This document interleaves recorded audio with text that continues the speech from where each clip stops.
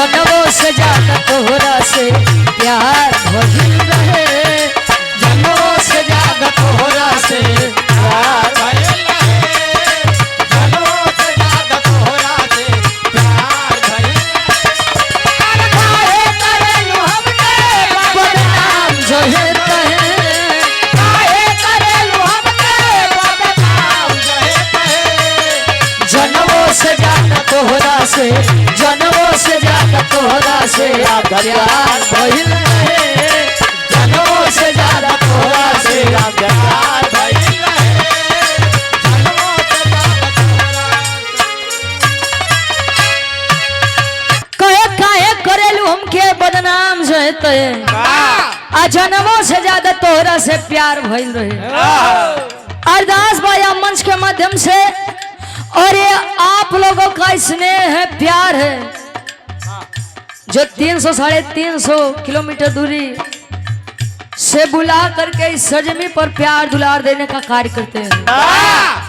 और ये सम्मानित हमारे गार्जियन जी, अंतर्राष्ट्रीय पहलवान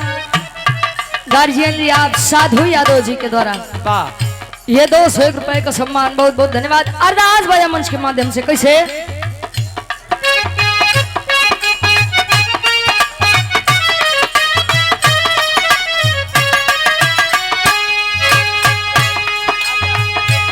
आजा हर सभा पे होई के सवार मैया जी,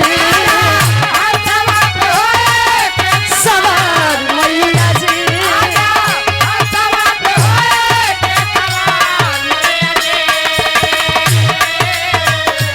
आजा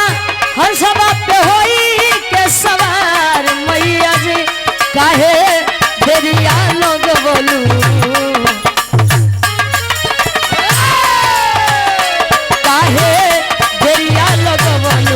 हमार मैया जी, काहे देरिया लोग बोलू,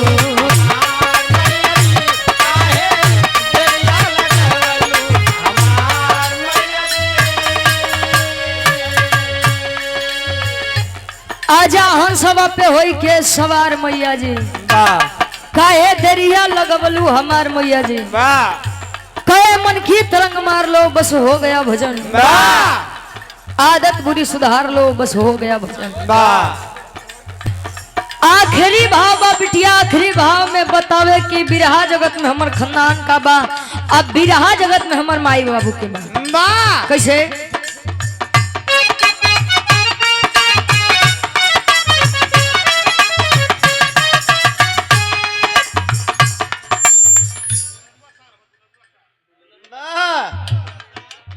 अच्छा, ये हमारे साधु यादव भाई के दुलरुआ सार है।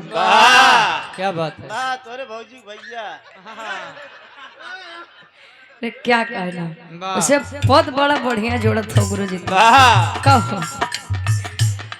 अरदास बा आखिरी भाव में कवि जी लिखत हैं कैसे,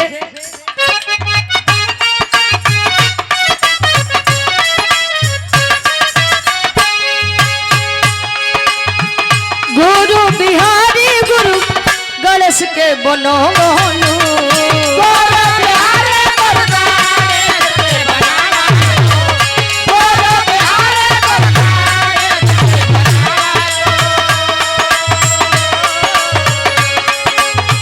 रामदेव चंद्रिका के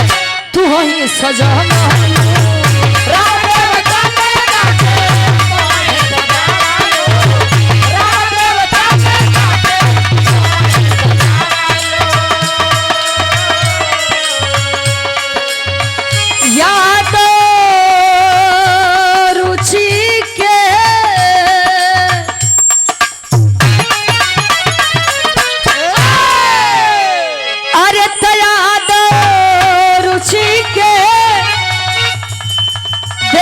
प्यार मैया जी,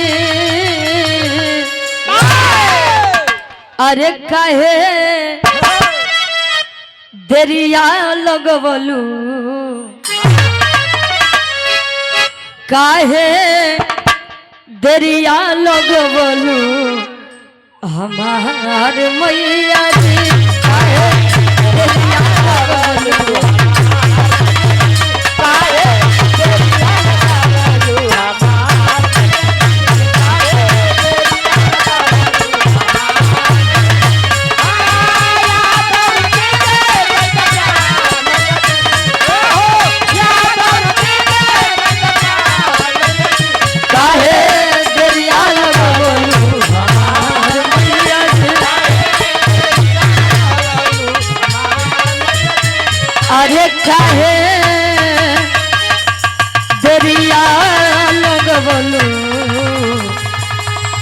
हमार मैया